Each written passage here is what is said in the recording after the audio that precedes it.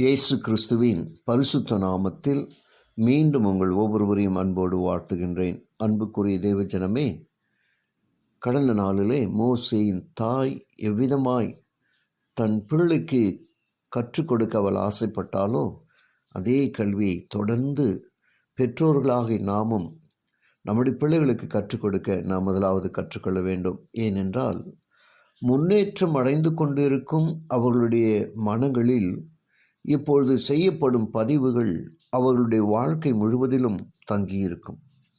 பிள்ளைகள் முடிவு வரை கிறிஸ்துவர்களாக இருப்பதற்கு பெற்றோர்கள் பிள்ளைகளுக்கு அவர்கள் மிகவும் சிறுவர்களாக இருக்கும் போதிலிருந்தே அவர்களை நடத்தி அவர்களுக்கு போதனை செய்ய வேண்டும். பூமிக்குரிய சிங்காசனத்தின் வாரிசுகளாக இருக்கும்படி பயிற்றுவிக்கும்படியாக அவர்கள் நமது கவனத்தில் வைக்கப்படாமல் முடிவில்லாத காலங்களுக்கு ஊடாக தேவனுக்கென்று ஆளுகை செய்யும் அரசர்களாக இருப்பதற்காக அவர்கள் நமது கவனத்தில் வைக்கப்பட்டுள்ளனர். ஒவ்வொரு தாயும் தனது ஒவ்வொரு வினாடியும் விலை மதிக்கப்பட முடியாதவை என்பதை உணர வேண்டும். கணக்கு கொடுக்க வேண்டிய பக்தி வினயமான நாளில் அவளுடைய பயணம் பரிசீலிக்கப்படும்.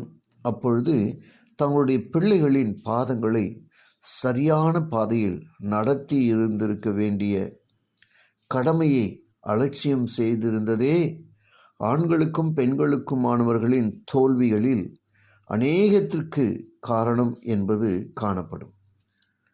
அப்பொழுது அறிவொளி, சத்தியம், பரிசுத்தமான தன்மை ஆகிய காரணங்களால் உலகத்தை ஆசீர்வதித்திருந்தவர்களில் அநேகர் அவர்களுடைய முக்கியமான உந்து விசைக்கும் செல்வாக்கிற்கும் வெற்றிக்குமான ஒரு கடமைப்பாட்டினை உடையதாக ஜெபம் செய்யும் ஒரு தாயின் கொள்கைகள் இருந்தது என காணப்படும்.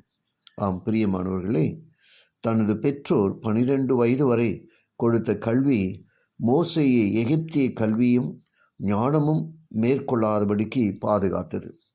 அதுபோல இன்றைக்கு பெற்றோர்கள் கொடுக்கும் தேவனை பற்றிய கல்வியை அவர்களுக்கு உலகம் கொடுக்கும் கல்விக்கு மத்தியில் அவைகளால் பெரும் பாதிப்பு இல்லாதபடிக்கு பாதுகாக்க முடியும்.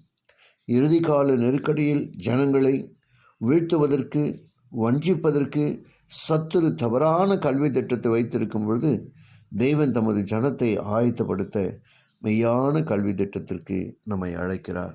ஆயத்தப்படுவோமா? ஜெபிப்போம். கிருபையுள்ள நல்ல பிதாவே, உமக்கு நன்றி சொல்லுகிறோம். இந்த நாளில் நாங்கள் கற்றுக்கொண்ட பாடத்திற்கு ஸ்தோத்திரிக்கிறோம். கேட்டு ஒவ்வொருவரையும் ஆசீர்வதியும். இயேசுவின் வழியாய் ஜெபிக்கிறேன் நல்ல பிதாவே, ஆமென்.